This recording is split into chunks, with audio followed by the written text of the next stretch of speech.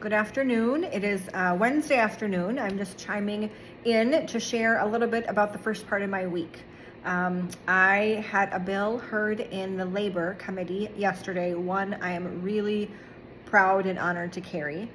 A couple of families approached me about this bill, both of which tragically lost their young sons. One was 18, one was 20, as they were working on the job. They were doing lake weed removal using scuba gear, and there are companies that do this across Minnesota. And these two young boys, through these companies, did not have any training to use the scuba gear, and tragically lost their lives. And so the regulations around that work are not clear enough. And so we are working to change that so that what these families are going through never happens to anyone again. And so I'm really grateful to them as they are navigating their grief. They are advocating and working on this bill with us. We've got bipartisan support. We had a great hearing in the Labor Committee yesterday. Our next stop will be next week in the Environment Committee. It does a few things. It creates some training requirements so that people doing this work, if you are using scuba gear, you need to be certified as with a scuba certification.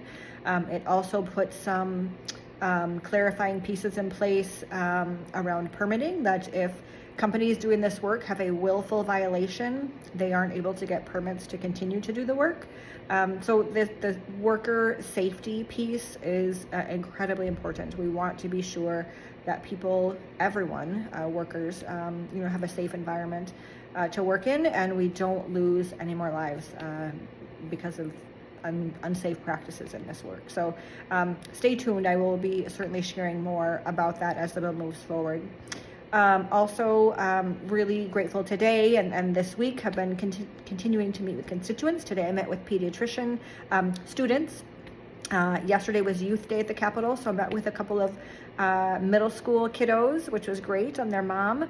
I met with respiratory therapists today, which was awesome. I'm super honored to be named the Respiratory Therapy Legislator of the Year for last year, 2024. So that was great.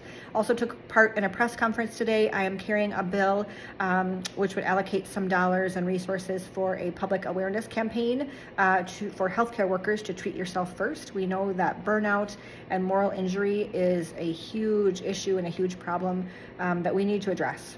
It's a workforce issue, it's a human issue, and so really talking about the mental health care needs of healthcare workers and how we can support them. And so it has been a busy week, and I will share more about the end of the week soon.